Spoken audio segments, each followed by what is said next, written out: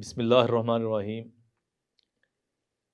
अहबाब, मेरे साथ हुनैन कुद्दूसी मौजूद हैं और मैं अबू बकर कुद्दूसी। मौज़ू हमारा ये है कि मौजूदा दौर में हदीस की अहमियत क्या है, कुरान करीम में हदीस का क्या मुकाम बयान किया गया है और इनकार हदीस का जो फितना है, इसके हवाले से जो मुनकरीन हदीस हैं या तशकीक पैदा करने वाला जो ग्रोह है, इनके दलाइल क्या हैं और इनका दलाइल का क्या तज़िया किया जा सकता है। ये एक सीरीज़ कह लीजिए, एक सिलसिला शुरू करने का कह लीजिए, चलता रहेगा। इसमें हुनैन साहब गुफ्तगू करेंगे, मैं इनके साथ शरीक होऊँगा और कभी-कभी मेरे बिना भी ये बात करेंगे। तो इंशाअल्लाह ताला ये सिलसिला चलता रहेगा। इरादा ये है इसमें कि पहले हदीस की ज़रूरत, हदीस की अहमियत के हवाले से गुफ्तगू की जाए, फिर हदीस के हवाले से जो एतराज़ात किए जाते हैं फ़नी एतबार से, हदीस की हुज्जियत के एतबार से, इसकी ज़रूरत के एतबार से, और क्या कि कुरान पाक काफ़ी है, हदीस की ज़रूरत नहीं है, या इस तरह के सवालात कि जी कुरान पाक के ऊपर क्या हदीस हाकम है, हदीस काज़ी है। तो ये चीज़ें भी साथ-साथ चलती रहेंगी। और इसके साथ फिर इरादा ये है कि जिन अहादीस को नामज़द करके एतराज़ किया जाता है, जैसे सैयदा आयशा सिद्दीक़ा रज़ी अल्लाह ताला अन्हा की उम्र का मामला है, इसी तरह सही मुस्लिम में गुस्ल की रवायत है, सैयदना मूसा अलैहिस्सलाम के हवाले से एक रवायत है जिसमें उन्होंने गुस्ल किया और कपड़े जो है वो पत्थर लेके भाग पड़ा। इस तरह की कई अहादीस हैं जिनके ऊपर एतराज़ किया जाता है। तो ये सिलसिला चलता रहेगा इंशाअल्लाह ताला। अल्लाह ताला से दुआ है कि अल्लाह ताला हमें साबित कदमी अता फ़रमाए। तो आज मैं चाहूँगा कि हम इसका आगाज़ ये करें कि हदीस की जो ज़रूरत और अहमियत है, कुरान करीम इस हवाले से क्या कहता है। क्योंकि जो हमारे दोस्त हैं, उनका ये कहना है कि अल्लाह ताला ने जब कुरान करीम नाज़िल किया, जिस तरह नबी सल्लल्लाहु अलैहि वसल्लम आखिरी नबी थे, इसी तरह आसमान से नाज़िल होने वाली ये किताब कुरान करीम भी आखिरी किताब थी। जब आखिरी किताब हिदायत आ गई तो यकीनन ये जामे है और इसमें सारा जो पिछली उम्मतों को दिया गया था उसका जो समझिए निचोड़ आ गया, खुलासा आ गया, इसमें तो कोई शुबा नहीं है। लेकिन वो इस नुक्ते को उठाते हैं कि जी क्या ये किताब नाक़िस है? कि इसको हदीस की ज़रूरत है या इसको शरअ की ज़रूरत है? इसके ऊपर हम आगे बात करेंगे कि क्या ये एक जज़्बाती ब्लैकमेलिंग है कि जी ये क्या किताब नाक़िस है कि इसको हदीस की ज़रूरत है या शरअ की ज़रूरत है? ऐसा नहीं है, लेकिन ये अभी इस वक़्त मैं इस मौज़ू पे बात नहीं करना चाहता। हम आगे चल के इस मौज़ू के ऊपर भी बात करेंगे जब हम ये पॉइंट जो ज़ेर बहस आएगा कि क्या हदीस कुरान के ऊपर हाकिम है या उसके ऊपर काज़ी है या नहीं। हम आज सिर्फ़ पहले मरहले में ये बात करेंगे कि कुरान करीम के में हदीस के हवाले से क्या कहा गया है। तो हुनैन कुद्दूसी साहब, मैं आपसे ये सवाल करता हूँ कि क्या कुरान करीम में, चूँकि माशाअल्लाह आप साहिब इल्म भी हैं और हाफ़िज़ कुरान भी हैं, तो कुरान करीम में जो हदीस के हवाले से, उसकी अहमियत के हवाले से, उसकी ज़रूरत के हवाले से क्या। नहमदुहु व नुसल्ली व नुसल्लिमु अला रसूलिहिल करीम बिस्मिल्लाहिर्रहमानिर्रहीम। अगर कुरान मजीद को देखा जाए तो कुरान मजीद में अल्लाह तबारक व तआला ने बड़े ही वाज़ेह अंदाज में अल्लाह के नबी सल्लल्लाहु अलैहि वसल्लम की इताअत, आपकी इत्तिबा और आपकी पैरवी करने का हुक्म दिया है। अब ला महल्ला कुरान के जो अपने इरशादात हैं अलहम्द से लेके वन्नास, वो रसूलुल्लाह सल्लल्लाहु अलैहि वसल्लम के फ़रामीन तो नहीं, वो तो अल्लाह तबारक व तआला के फ़रामीन हैं। उसकी इताअत करना, उन फ़रामीन को मान लेना, सिर्फ़ ये तो अल्लाह तबारक व तआला की इताअत है। नबी करीम सल्लल्लाहु अलैहि वसल्लम की इताअत ला महल्ला कुरान के बाहिर होगी।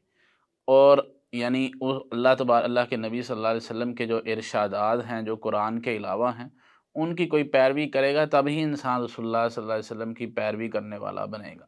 अल्लाह तबारक व तआला ने कुरान मजीद में कई जगह पे जहाँ पे अपनी इताअत का ज़िक्र किया, वहाँ नबी करीम सल्लल्लाहु अलैहि वसल्लम की इताअत का ज़िक्र किया। जहाँ जगह-जगह ये बात फ़रमाई कि मेरी ही इबादत करो, मेरी इबादत में किसी को शरीक ना बनाओ। वाबुदुल्लाह वला तुशरिकू बिही शैआ, अल्लाह की इबादत करो, अल्लाह के साथ किसी को इबादत में शरीक ना करो। लेकिन जब इताअत की बात आई तो अल्लाह तबारक व तआला ने ये बात फ़रमाई, वमन युतिइल्लाह व रसूलहु फ़क़द फ़ाज़ फ़ौज़न अज़ीमा, जिसने अल्लाह और उसके रसूल दोनों की इताअत की, वो बहुत बड़ी कामयाबी उसने हासिल कर ली। اور دوسرے مقام پہ اللہ کے نبی صلی اللہ تبارک و تعالیٰ نے فرمایا من یطع الرسول فقد اطاع اللہ، جس نے رسول اللہ صلی اللہ علیہ وسلم کی اطاعت کی اس نے در حقیقت اللہ تبارک و تعالیٰ کی اطاعت یعنی کہ اللہ تعالیٰ نے رسول کی اطاعت کو اپنی اطاعت قرار دے دیا۔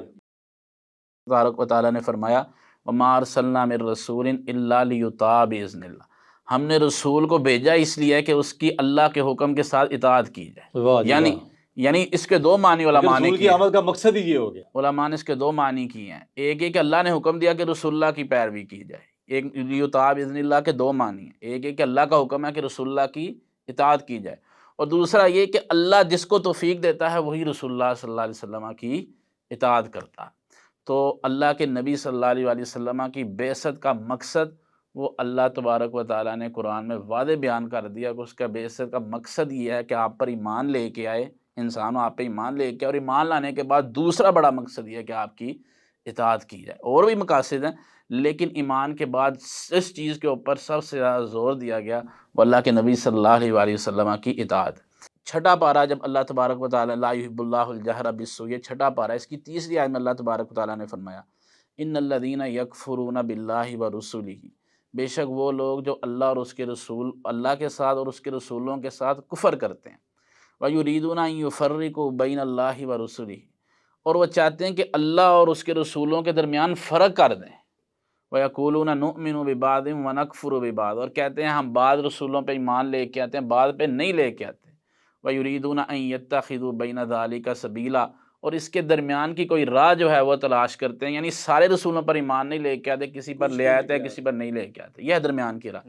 اللہ تبارک و تعالیٰ فرماتے ہیں اگلی آیت میں اولئک هم الکافرون حقا، یہ لوگ پکے کافر ہیں، وَأَعْتَدْنَا لِلْكَافِرِينَ عَذَابًا مُهِينًا، ان کافروں کے لیے اللہ نے رسوا کرنے والا عذاب تیار کر رکھا۔ اب یہاں ایک نقطہ سمجھنے کا، اللہ نے ان لوگوں کو کافر کہا کہ جنہوں نے اللہ اور رسول اللہ میں فرق کر دیا، اللہ اور رسول اللہ میں فرق کیا ہے۔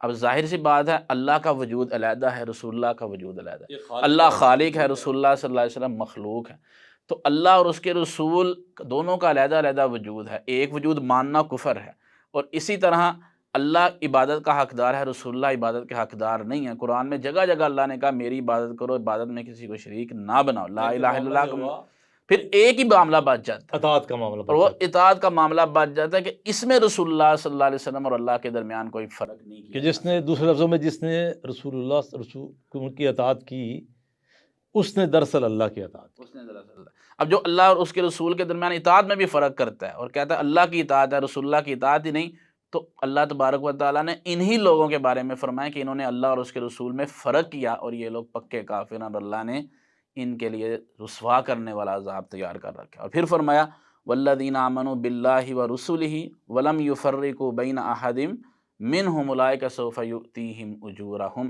اور جو لوگ اللہ اور رسولوں پر ایمان لے کے آئے اور کسی ایک کے درمیان بھی انہوں نے فرق نہیں کیا، یعنی اللہ پر بھی ایمان لے کے آئے، رسول اللہ پر بھی ایمان لے کے آئے، آپ دونوں کی اطاعت کی، اللہ تبارک و تعالیٰ نے ان لوگوں کے لیے، اللہ تبارک و تعالیٰ ان لوگوں کو ان کے نیک اعمال کا اجر عن قریب عطا کرے۔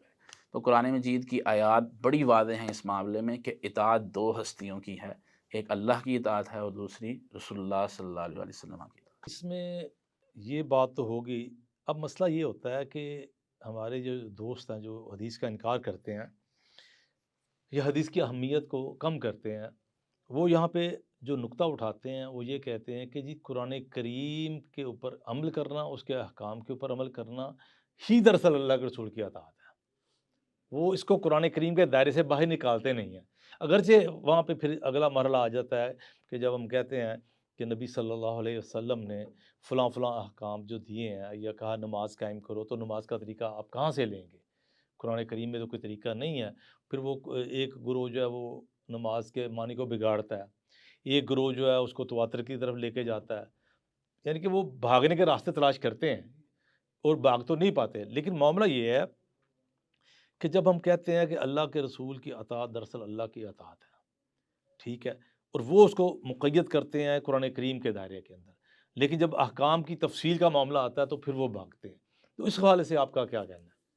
کہ اس حوالے سے بڑی ہی واضح بات ہے کہ اللہ تبارک و تعالیٰ نے خود قرآن میں یہ بات فرمائی وَأَنزَلْنَا إِلَيْكَ الذِّكْرَ لِتُبَيِّنَ لِلنَّاسِ مَا نُزِّلَ إِلَيْهِمْ، ہم نے آپ کی طرف ذکر کو نازل کیا، یعنی قرآن کو نازل کیا۔ کیوں نازل کیا؟ لِتُبَيِّنَ لِلنَّاسِ مَا نُزِّلَ إِلَيْهِمْ، تاکہ آپ لوگوں کے لیے وضاحت کریں اس چیز کی جو ان کی طرف نازل کیا گیا۔ قرآن کے نزول کا اللہ نے مقصد یہ بیان کیا۔ قرآن کے نزول کے کئی مقاصد ہیں۔ ایک مقصد اللہ تبارک و تعالیٰ نے یہ بیان کیا کہ یہ قرآن ہم نے اس لیے اتارا ہے تاکہ آپ لوگوں کو اس قرآن کی وضاحت کر کے بتائیں۔ اب سوال یہ ہے کہ اللہ کے نبی صلی اللہ علیہ وآلہ وسلم نے کیا اس قرآن کی وضاحت کی کہ نہیں کی؟ یقیناً کی، کیونکہ اس کی وجہ یہ کہ ان کا فرض تھا۔ یہ ان کے فرائض کے اندر، رسول کے فرائض کے اندر یہ بات شامل ہے کہ قرآن کی وضاحت کرنا۔ نبی کریم صلی اللہ علیہ وسلم کے فرائض میں اللہ تبارک و تعالیٰ نے جو فرض ایک رکھا ہے وہ کیا ہے؟ قرآن کریم کی وضاحت کرنا۔ اور پھر کوئی یہ کہہ سکتا ہے کہ ٹھیک ہے اللہ کے نبی صلی اللہ علیہ وسلم نے قرآن کی وضاحت کی، لیکن تو دو باتیں ہوں گی، ایک قرآن ہو گیا، دوسرا قرآن کی وضاحت ہوگی۔ تو قرآن تو محفوظ رہا لیکن قرآن کی وضاحت محفوظ نہیں رہی۔ تو اس کا جواب بھی بڑا واضح اللہ تبارک و تعالیٰ نے خود ہی دے دیا۔ سیدنا جبریل علیہ السلام جب آتے اور اللہ کے نبی صلی اللہ علیہ وآلہ وسلم کو قرآن پڑھاتے تو اللہ کے نبی صلی اللہ علیہ وسلم جبریل سے سن کے فوراً پڑھنا شروع کر دیتے تاکہ آپ کو بھول نہ جائے۔ تو اللہ تبارک و تعالیٰ نے فرمایا لا تحرک بہ لسانک لتعجل بہ، آپ اس قرآن کے ساتھ اپنی زبان کو حرکت نہ دیجیے کہ آپ اس کے ساتھ جلدی کریں۔ ان علینا جمعہ و قرآن، بے شک علینا ہمارے ذمے ہے، جمعہ اس قرآن کو آپ کے سینہ اطہر میں محفوظ کرنا، و قرآنہ اور اس قرآن کو پڑھنا، یہ ہمارے ذمے ہے۔ فَإِذَا قَرَأْنَاهُ جب ہم اس کو پڑھیں، یعنی جبریل اب آپ کو پڑھائیں، فَاتَّبِعْ قُرْآنَهُ تو آپ قرآن کی پیروی کیجیے۔ ثُمَّ إِنَّ عَلَيْنَا بَيَانَهُ پھر اس قرآن کا بیان، یعنی اس قرآن کی وضاحت وہ بھی کیا ہے؟ ہمارے ذمے ہے۔ تو اللہ تبارک و تعالیٰ نے جس طرح قرآن کو نازل کرنا اور قرآن کے حفاظت کا اللہ تبارک و تعالیٰ نے ذمہ لیا، اسی طرح اللہ تبارک و تعالیٰ نے بیان القرآن یعنی قرآن کی وضاحت، اس کے بیان کا بھی اور اس کی حفاظت کا بھی اللہ تبارک و تعالیٰ نے۔ دیکھیں یہاں پہ یہ بات یہ ہے کہ ایک جگہ اللہ تعالیٰ فرما رہے ہیں کہ قرآن کی وضاحت کرنا ہماری ذمہ داری ہے، اور دوسری جگہ اللہ تعالیٰ حکم دے رہے ہیں نبی کریم صلی اللہ علیہ وسلم کو کہ آپ قرآن کی آیات کو کھول کھول کر بیان کیجیے۔ یعنی کہ دوسرے لفظوں میں نقطہ ان دونوں باتوں کو جب ملا کے دیکھا جائے گا تو اس کا مطلب یہ ہے کہ اللہ تعالیٰ نے نبی کو حکم دیا کہ آپ قرآن کی آیات کو کھول کھول کر بیان کیجیے، جب دوسری جگہ یہ کہا کہ ہماری ذمہ داری ہے، تو دراصل جو رسول کی ڈیوٹی ہے، رسول کا جو فرض ہے کھول کھول کے بیان کرنا، وہ اللہ کی عطا کردہ ڈیوٹی پوری کر رہے ہیں۔ اب اگلا مرحلہ یہاں پہ یہ آتا ہے کہ یہ ہمارے دوست جب غیر مسلموں سے مکالمہ کرتے ہیں اور یہ کہتے ہیں کہ جی قرآن کریم کا یہ معجزہ ہے کہ اس میں ایک نقطے کی تبدیلی نہیں آئی، اس میں ایک حرف کی تبدیلی نہیں آئی، 1500 برس سے یہ جیسا ہے جوں کا تو ہے، کیا وجہ ہے؟ اور دیکھیں یہ حقانیت کی دلیل ہے اللہ کے اس قول کی جو قرآن پاک میں اللہ تعالیٰ نے کہا کہ ہم نے اس ذکر کو نازل کیا اور ہم نے اس کی حفاظت کرنی ہے۔ اب یہ حفاظت کا وعدہ ہمارے دوست بڑا بڑھ چڑھ کے بیان کرتے ہیں، اور کتنی عجیب بات ہے کہ جب حفاظت کا وعدہ بیان کرتے ہیں تو یہ کیسے ممکن تھا کہ اللہ تعالیٰ نے ذکر تو نازل کر دیا، اب اس کا جو مفہوم ہے، اس کی شرح وہ غیر محفوظ ہو گئی۔ یہ کیسی عجیب بات ہے کہ اللہ تعالیٰ نے یہ تو حکم نازل کر دیا کہ نماز پڑھو، اب نماز کے طریقہ کار ہے، اس کے حوالے سے نماز جو بھی ڈیٹیلز ہیں، جو بھی اس کی تفصیلات ہیں، وہ بھی دراصل یہ قرآن کا ذکر ہی ہے، کیونکہ ہمارا موقف تو یہی ہے نا کہ حدیث بھی وحی الہی ہے۔ اب جو اللہ تعالیٰ نے قرآن پاک نازل کیا اور اس کی جب اللہ تعالیٰ نے کہہ دیا کہ اس کو میں نے نازل کیا اور اس کا میں نے حفاظت کا ذمہ داری لے لی، اب یہ بات ان کے عقل میں نہیں آتی کہ ایک ہستی نے متن نازل کر دیا، اب اس کا متن کا مطلب کیا ہے، اس کے مفہوم کیا ہیں، اس کی تفصیلات کیا ہیں، وہ غیر محفوظ ہو گئی، وہ جناب اس میں جی انسانی عمل دخل ہو گیا، اس وجہ سے وہ غیر محفوظ ہے۔ یہ بات ان کو سمجھ نہیں آتی۔ دیکھیں نا اللہ تبارک و تعالیٰ نے جہاں پہ یہ بات فرمایا انا نحن نزلنا الذکر و انا لہ لحافظون، بے شک ہم نے اسی ذکر کو نازل کیا اور ہم اس کی حفاظت کرنے والے۔ تو یہاں پہ ایک بات ضرور سمجھنی چاہیے کہ ذکر سے مراد کیا ہے۔ قرآن دو اور آیات کے اندر بھی اللہ تبارک و تعالیٰ نے لفظ ذکر بولا ہے، اور ایک آیت میں مراد قرآن مجید ہے اور دوسری آیت میں مراد نبی کریم صلی اللہ علیہ وسلم کی ذات ہے، یعنی آپ کے افعال اور آپ کی اقوال اور آپ کی تقریرات ہے۔ ایک جگہ پہ اللہ نے فرمایا انا نحن نزلنا الذکر و انا لہ لحافظون، ہم نے اس ذکر کو نازل کیا اور ہم اس کی حفاظت کرنے والے ہیں۔ اور دوسری جگہ اللہ نے وضاحت کی اس ذکر سے مراد کیا ہے، قرآن مجید، وانزلنا الیک الذکر لتبین للناس۔ اور تیسری جگہ پہ اللہ اپنے نبی صلی اللہ علیہ وآلہ وسلم کو بھی ذکر قرار دیا، آپ کی ذات کو ذکر قرار دیا۔ اللہ تبارک و تعالیٰ نے فرمایا، اللہ نے ان بستیوں کا ذکر کیا، وَكَأَيٍّ مِّن قَرْيَةٍ أَتَتْ عَنْ أَمْرِ رَبِّهَا وَرُسُلِهِ فَعَذَّبْنَاهَا عِذَابًا شَدِيدًا وَعَذَّبْنَاهَا عَذَابًا نُكْرًا فَذَاقَتْ وَبَالَ أَمْرِهَا وَكَانَ عَاقِبَةُ أَمْرِهَا خُسْرًا أَعَدَّ اللَّهُ لَهُمْ عَذَابًا شَدِيدًا۔ اللہ تبارک و تعالیٰ نے مختلف اقوام کا ذکر کیا کہ جب انہوں نے اپنے رسولوں کی نافرمانی کی، اللہ تبارک و تعالیٰ نے انہیں شدید ترین عذاب دیا۔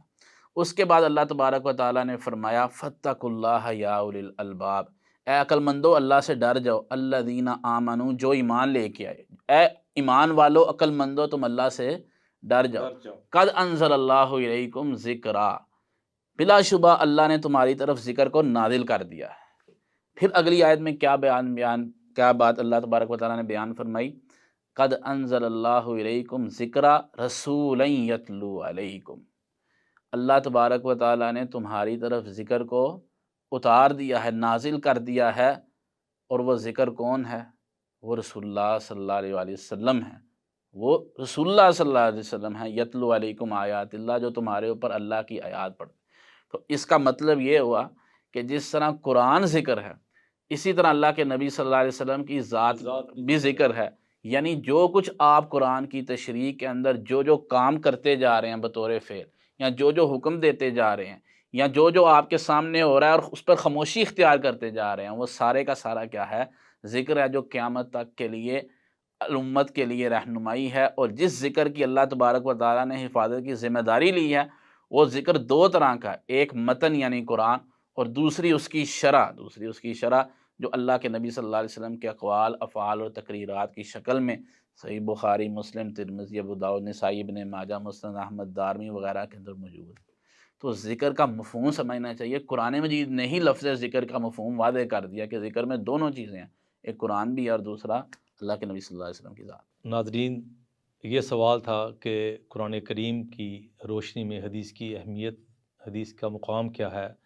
تو انشاءاللہ تعالیٰ یہ سلسلہ چلتا رہے گا، تو اس طرح ہی مختصر سوالات لے کے ہم آپ کے سامنے آتے رہیں گے۔